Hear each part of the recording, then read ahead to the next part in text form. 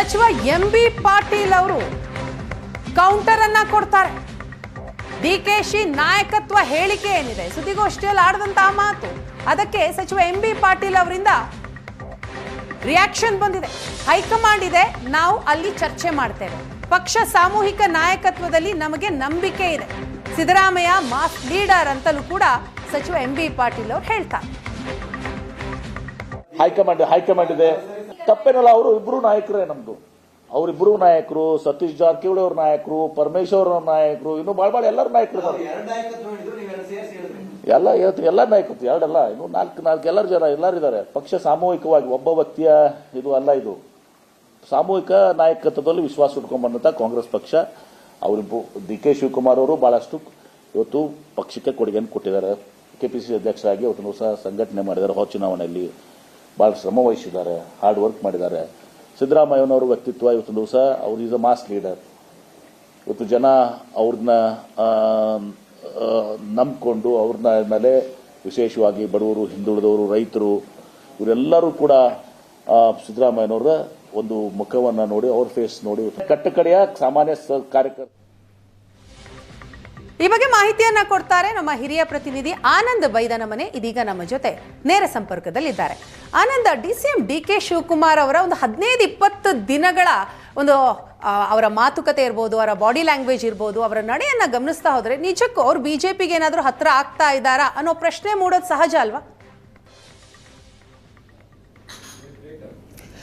ಖಂಡಿತವಾಗ್ಲೂ ಕೂಡ ಯಾವುದೇ ರಾಜಕಾರಣಿ ನೀಡ್ತಕ್ಕಂಥ ಹೇಳಿಕೆಗಳಿರ್ಬೋದು ಮತ್ತು ಅವರ ಒಟ್ಟಾರೆ ಅವರು ಅನುಸರಿಸ್ತಕ್ಕಂಥ ನೀತಿಗಳಿರ್ಬೋದು ಮತ್ತು ಅವರು ಯಾವ್ಯಾವ ಕಾರ್ಯಕ್ರಮದಲ್ಲಿ ಭಾಗವಹಿಸ್ತಾರೆ, ಯಾರ ಜೊತೆ ಹೇಗಿರ್ತಾರೆ, ಇವೆಲ್ಲವೂ ಕೂಡ ಸಹಜವಾಗಿ ವಿಶ್ಲೇಷಣೆಗೊಳಕ್ಕಾಗ್ತಾ ಇರ್ತದೆ. ಯಾಕೆಂತಂದರೆ ಪ್ರಭಾವಿ ಸ್ಥಾನದಲ್ಲಿರ್ತಕ್ಕಂಥ ಪಕ್ಷದ ಅಧ್ಯಕ್ಷರಾಗಿರ್ತಕ್ಕಂಥ ಸರ್ಕಾರದಲ್ಲಿ ನಂಬರ್ 2 ಪೊಸಿಷನ್ ಇರತಕ್ಕಂಥ DK ಶಿವಕುಮಾರ್ ಯಾವುದೇ ರೀತಿ ಹೇಳಿಕೆ ಕೊಟ್ಟರೂ ಕೂಡ ಅದು ಬೇರೆ ಬೇರೆ ಸ್ವರೂಪದಲ್ಲಿ ಚರ್ಚೆ ಆಗೋದು ನಿಶ್ಚಿತ. ಆ ಕಾರಣಕ್ಕಾಗಿ ಈಗ DK ಶಿವಕುಮಾರರ ಇತ್ತೀಚಿನ ಕೆಲವೊಂದಷ್ಟು ನಿಲುವುಗಳ ಬಗ್ಗೆನೂ ಕೂಡ ಸಹಜವಾಗಿ ಚರ್ಚೆ ಆಗ್ತಾ ಇದೆ. ನಾವು ಗಮನಿಸಬಹುದು, ಎಲ್ಲ ಪಕ್ಷದ ನಾಯಕರೊಂದಿಗೆ ಉತ್ತಮವಾದ ಸಂಬಂಧವನ್ನು ಹೊಂದಿರತಕ್ಕಂಥ DK ಶಿವಕುಮಾರ್ ಕಾಲಕ್ಕೆ ಅವರೊಂದಿಗೆ ಇರ್ತಕ್ಕಂಥ ಜೊತೆಗೆ ಅವರು ಒಡನಾಟ ಇರತಕ್ಕಂಥ ಫೋಟೋಗಳನ್ನಾಗಲಿ ಅಥವಾ ಇದೆಲ್ಲ ಬಿಡುಗಡೆ ಆಗ್ತಾ ಇರುತ್ತೆ.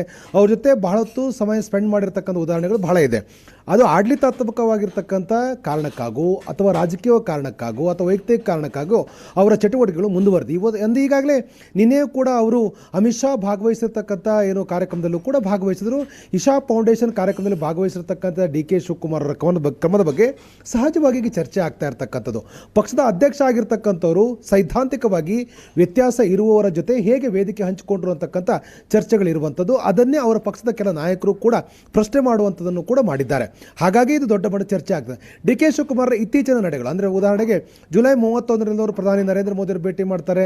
ಕೆಲ ಪ್ರಭಾವಿ ನಾಯಕರ ಜೊತೆ ಆತ್ಮೀಯ ಸಂಬಂಧವನ್ನು ಕೂಡ ಇಟ್ಟುಕೊಂಡಿದ್ದಾರೆ. ಯಾಕಂತಂದರೆ ರಾಜನಾಥ್ ಸಿಂಗ್ ಜೊತೆ ಚರ್ಚೆಯನ್ನು ಮಾಡ್ತಾರೆ. ಗಡ್ಕರಿ ಜೊತೆ ಉತ್ತಮವಾದ ಸಂಬಂಧಗಳಿದೆ.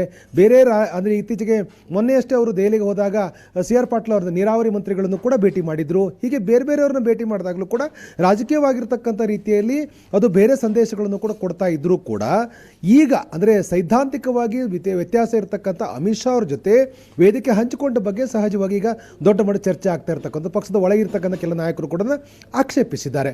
ಆದರೆ DK ಶಿವಕುಮಾರ್ ಹೇಳ್ತಕ್ಕಂಥ ನಾನು ಹಿಂದೂ ಆಗಿದ್ದೇನೆ, ಹಿಂದೂ ಕಾರ್ಯಕ್ರಮದಲ್ಲಿ ಅಂದರೆ ಸದ್ಗುರು ಅವ್ರು ಕರೆದಿದ್ರು, ಆ ಕಾರಣಕ್ಕೆ ನಾನು ಹೋಗಿ ಭಾಗವಹಿಸಿದಂತಕ್ಕಂಥ ಮಾತನ್ನು ಹೇಳ್ತಾ ಇರ್ಬೋದು. ಆದರೆ ರಾಜಕೀಯವಾಗಿ ಪಕ್ಷದ ಪಡಸಾಲೆ ಒಳಗೆ ನಡೀತಿರ್ತಕ್ಕಂಥ ವಿದ್ಯಮಾನ ಏನಿದೆ, ಈ ನಾಯಕತ್ವ ಬದಲಾವಣೆ ಚರ್ಚೆ ನಡೀತಾ ಇದೆ. ಈ ಚರ್ಚೆ ಹಂತದಲ್ಲಿ DK ಶಿವಕುಮಾರ್ ಪ್ರತಿ ಹೆಜ್ಜೆಯೂ ಕೂಡ ಬೇರೆ ಬೇರೆ ರೀತಿಯಾಗಿರ್ತಕ್ಕಂಥ ಆಯಾಮಗಳನ್ನು ಜನರಿಗೆ ನೀಡುತ್ತೆ. ಯಾಕಂದರೆ ಆ ಕಾರಣಕ್ಕಾಗಿ ಅವರು ಬಿಜೆಪಿಗೆ ಹತ್ತಿರ ಆದ್ರ ಅಂತಕ್ಕಂಥ ಚರ್ಚೆಗಳು ಶುರುವಾಗಿರುವಂಥದ್ದು ನಾವು ಗಮನಿಸಬಹುದು. ಇವತ್ತು ಬೆಳಗ್ಗೆ ವಿಜೇಂದ್ರ ಅವರ ರಿಯಾಕ್ಷನ್ ತೆಗೆದುಕೊಳ್ಳುವಂಥ ಪ್ರಯತ್ನ ಮಾಡಿದಾಗಲೂ ಕೂಡ ಅವ್ರು ರಿಯಾಕ್ಟ್ ಮಾಡಲಿಲ್ಲ. ಮತ್ತು ಚಲವಾದಿ ನಾರಾಯಣಸ್ವಾಮಿ ಅವರು ಕೂಡ ಒಂದು ರೀತಿ DK ಶಿವಕುಮಾರ್ ಕುರಿತಂತೆ ಅವರು ರಿಯಾಕ್ಟ್ ಮಾಡಿದ್ದಾರೆ. ಒಬ್ಬ ಕಾರ್ಯಕ್ರಮದಲ್ಲಿ ಭಾಗವಹಿಸಿದ ಮಾತ್ರಕ್ಕೆ ರಾಜಕಾರಣ ಅಲ್ಲ ಅಂತಕ್ಕಂಥ ಮಾತನ್ನು ಬಿಜೆಪಿ ನಾಯಕರು ಹೇಳ್ತಾ ಇದ್ರು ಕೂಡ ಮುಂದೇನಾಗತ್ತೇನೋ ಅನ್ನೋದ್ರ ಬಗ್ಗೆ ಯಾವುದೇ ರೀತಿಯಂತ ಸ್ಪಷ್ಟವಾದ ಅಭಿಪ್ರಾಯ ಅವರಲ್ಲಿ ಇಲ್ಲ. ಆ ಕಾರಣಕ್ಕಾಗಿ ಅವರು ಅದನ್ನು ಒಂದು ರೀತಿ ಡಿಸ್ಟೆನ್ಸಲ್ಲಿ ಇಟ್ಟು ಮಾತಾಡ್ತಕ್ಕಂಥ ಪ್ರಯತ್ನ ಎಲ್ಲ ನಾಯಕರು ಮಾಡ್ತಾ ಇದ್ದಾರೆ. ಸಹಜವಾಗಿ ಇದು ಪಕ್ಷದ ಒಳಗಡೆ ಏನಾದರೂ ಕೂಡ ಡಿ ಕೆ ಶಿವಕುಮಾರ್ ಸಂದೇಶವನ್ನು ಕೊಟ್ಟರು ಅನ್ನುವಂಥ ಚರ್ಚೆ ಶುರುವಾಗಿದೆ. ಹೈಕಮಾಂಡ್ಗೆ ಏನೋ ಸಂದೇಶ ಕೊಟ್ಟರೆ, ಯಾಕಂದರೆ ರಾಹುಲ್ ಗಾಂಧಿ ಅವರ ಬಗ್ಗೆ ಟೀಕೆ ಮಾಡಿದ ಸದ್ಗುರು ಅವರ ಕಾರ್ಯಕ್ರಮದಲ್ಲಿ ಡಿ ಕೆ ಶಿವಕುಮಾರ್ ಅವರು ಭಾಗವಹಿಸ್ತಾರೆ. ಪ್ರಧಾನಿ ನರೇಂದ್ರ ಮೋದಿ ಅವರನ್ನು ಕೂಡ ಭೇಟಿ ಮಾಡ್ತಾರೆ. ಸೊ ಈಗ ಅಮಿತ್ ಶಾ ಅವ್ರ ಜೊತೆನೂ ಕೂಡ ವೇದಿಕೆಯನ್ನು ಹಂಚಿಕೊಳ್ತಾರೆ. ಇವೆಲ್ಲವೂ ಕೂಡ ಯಾರಿಗೆ ಯಾವ ಸಂದೇಶವನ್ನು ಕೊಟ್ಟರು ಅಂತಕ್ಕಂಥದ್ದು ಬಹಳ ಪ್ರಮುಖ ಆಗುತ್ತೆ. ಅಂದರೆ ನನ್ನನ್ನು ಪರಿಗಣಿಸದೇ ಇದ್ದರೆ, ಸೂಕ್ತವಾಗಿ ಪರಿಗಣಿಸದೇ ಇದ್ದರೆ ಯಾವುದಾದ್ರೂ ಕೂಡ ರಾಜಕೀಯ ನಿರ್ಧಾರ ತೆಗೆದುಕೊಳ್ಳುವ ನಿಟ್ಟಿನಲ್ಲಿ ಡಿ ಕೆ ಶಿವಕುಮಾರ್ ಅವರು ಹೆಜ್ಜೆ ಇಡ್ತಿದ್ದಾರೆ.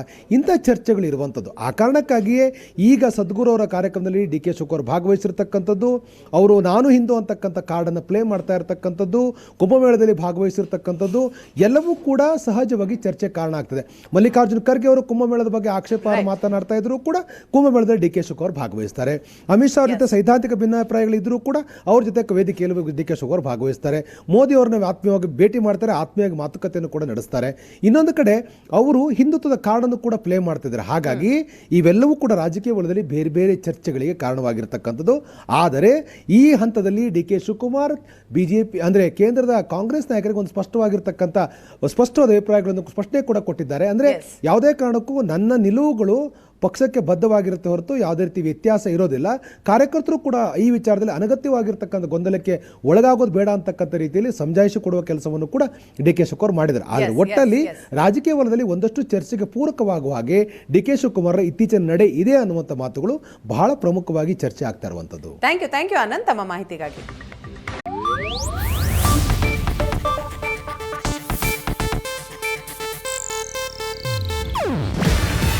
ಇದು ಏಷ್ಯಾನೆಟ್ ನ್ಯೂಸ್ ನೆಟ್ವರ್ಕ್ ಪ್ರಸ್ತುತಿ. ನೀವು ನೋಡ್ತಿದ್ದೀರಾ ಏಷ್ಯಾನೆಟ್ ಸುವರ್ಣ ನ್ಯೂಸ್.